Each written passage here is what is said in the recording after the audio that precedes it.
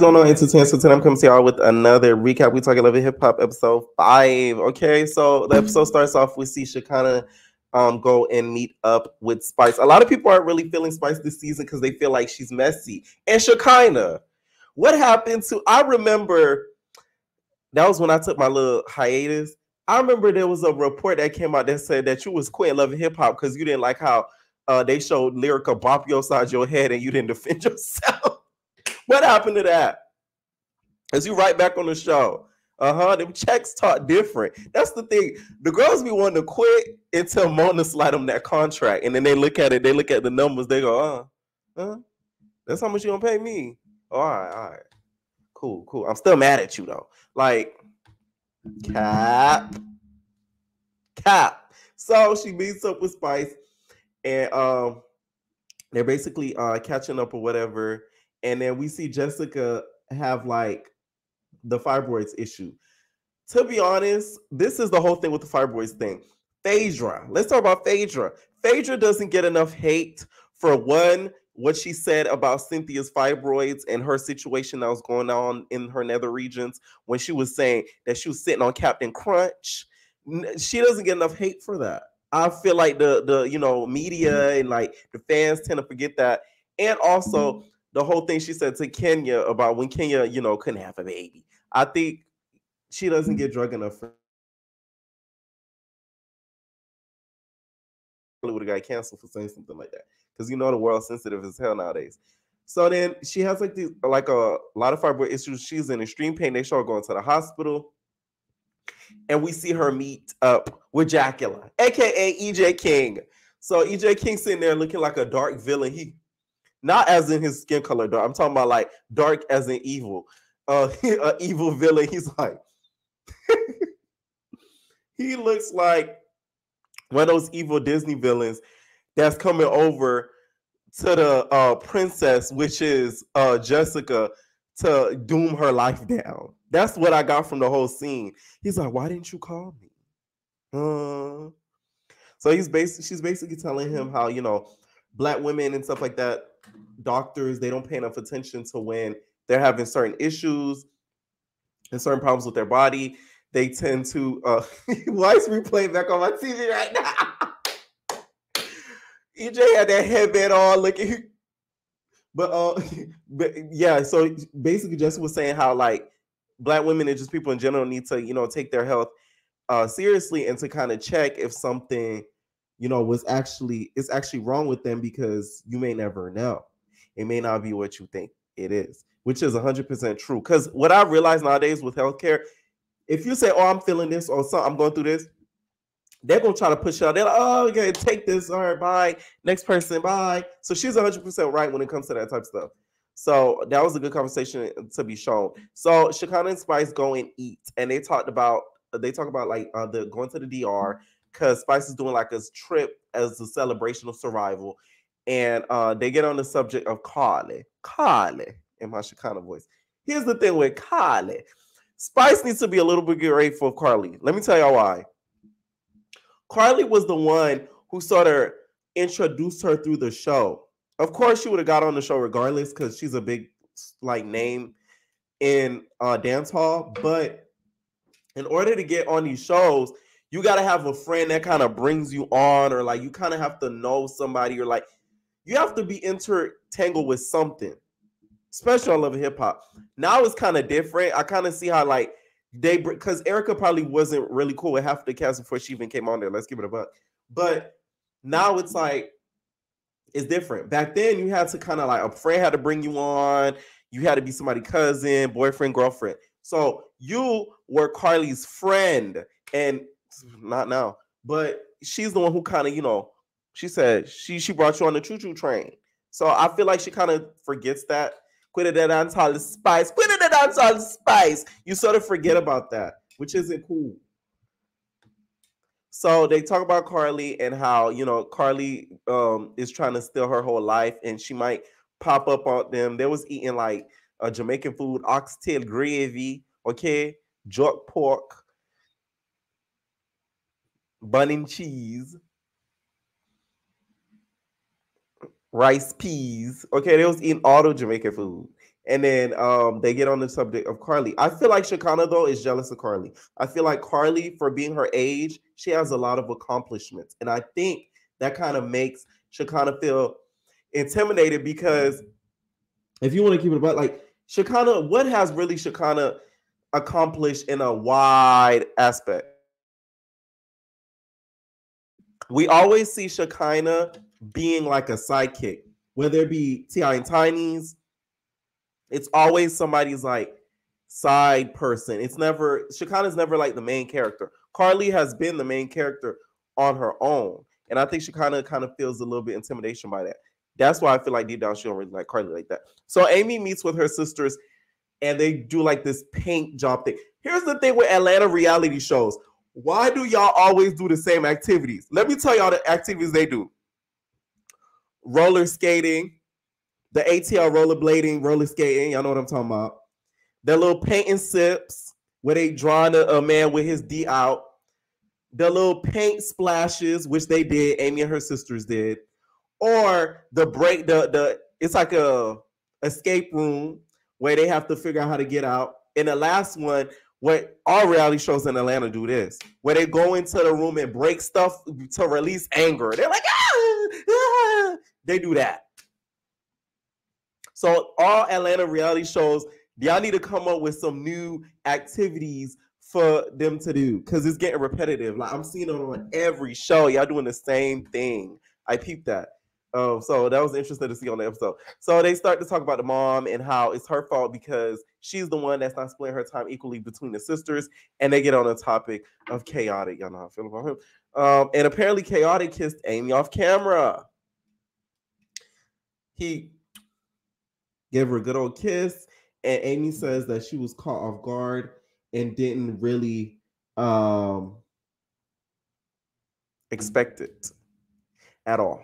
She feels like it was something that kind of, it threw her off, and she was really shocked because she felt like he's been all over Erica Banks, and he's just been trying to get at anybody who bites. So yeah, good luck with that.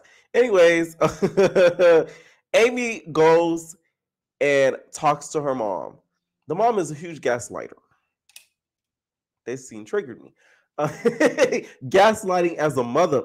Like, it went from, oh, I want to help you and I have to help you, to you're not grateful. Huh? And getting up. That is so late. Reality stars, if y'all do this, don't be on a reality show. Please. Okay, don't be leaving on scene in the middle of a scene with the plate still there. You got all the food still there to be eaten. You know damn well when the cameras went down, you went back, you ate that tilapia, salmon, whatever that was y'all ordered, okay, with the rice and the lemon. You squeeze the lemon juice on the salmon or the tilapia. So stop it with the, oh, I'm gone.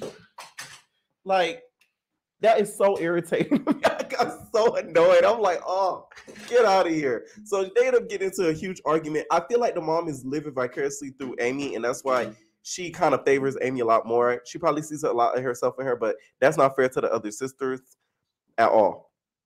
So Jessica meets with her doctor in regards to her fibroids and potentially wanting to know if she could have a baby or not.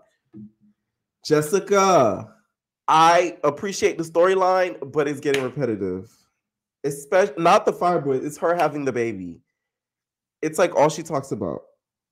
And I have a baby. Can I have a baby? Can I have a baby? Like, I want to see more of her. We've seen the music side, we've seen that, but it's like, can we see like family life, sisters, brothers, mom, dad, potential people that you may be dating, business ventures? It's like, it's getting a little, and we on episode 5, and I feel like I've heard this like for like episode 15. Sorry to be insensitive because I sympathize with her situation, and Nick Cannon is a dickhead for what he did, but I just don't want her to be stuck into that being her whole thing and her not being able to come back next season, because y'all know MTV is different from VH1. They have a little bit less sympathy. They will cancel a show quick. They will fire a nigga quick. Look what happened to Ronnie off of Jersey Shore. They do not care. They're very, like, I know they're under the same umbrella, but I feel like even though they're still under the same umbrella, I feel like some of the channels move differently. Like MTV does what they want. They don't care. That's just what I see from it. All right. So after that happens, we see Scrappy and Chaotic talk about, Scrappy's life and the whole thing with the Bambi. And apparently he's been living on couch to couch, hotel to hotel, car to car. I'm like, was it really worth it to do that? To like, come on. You drop your family to be living from car to car, couch to couch, and all that type stuff for what? Like, that's not smart, Scrappy, at all. So he's telling Chaotic that, and he said that he planned to move back to Ma Duke's house. I'm trying to move back to Ma Duke's house. You feel me? So apparently he's going to take all his stuff. They're going to take it to the storage, and then we're going to move back to Mama D's house. I know Erica's somewhere laughing. Erica Dixon, she'll be somewhere like, he did the same thing with me. And Diamond. So Erica was right all along. And Chaotic starts to tell Scrappy about the romantic kiss he had with Amy and was and doing all of this with Amy, and how he's a free agent and he could do what he pleases. He feels like he could sleep with who he wants, because until a woman comes, it doesn't matter the type of woman, treats him like a king. That's when he's gonna settle down. Okay. And then we get to the Cayman Islands. Spice, we get your color is blue, but you're over here looking like the Blue Man Crew. Okay. It was giving very much Smurf. It was giving just Blueberry. Because what made it worse, you had the beanie on. It looked like you was about to participate in the Barbie World video. Because you know how like the animations and stuff like that in Barbie World video, you got to wear a certain color in front of the green screen so that way you could appear in the right animation. Like, stop it, Spice. We get blue is your color. You own the color blue. Like Nikki owns the color pink, you own the color blue. Like, that's your color. You feel me? You could copyright it at that point. You don't need to wear it all the time. Because that was a little too much blue. It disturbed me how much blue that was. Damn.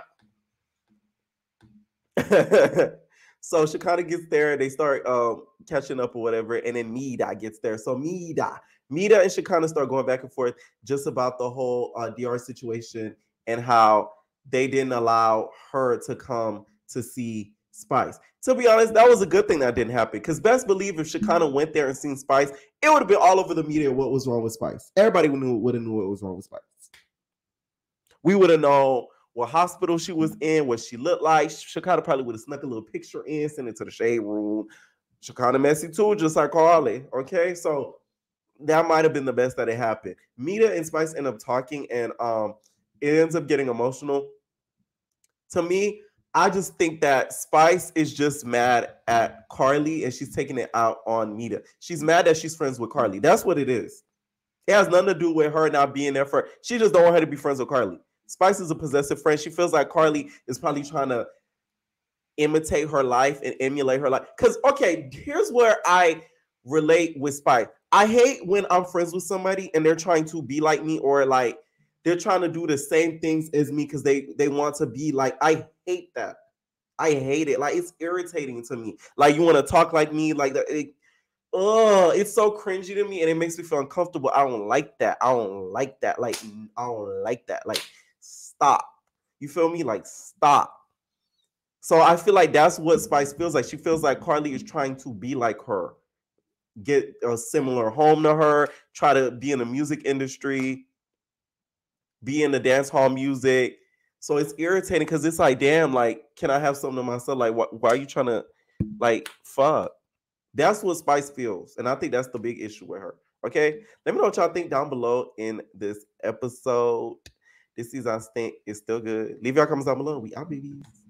No personal thing.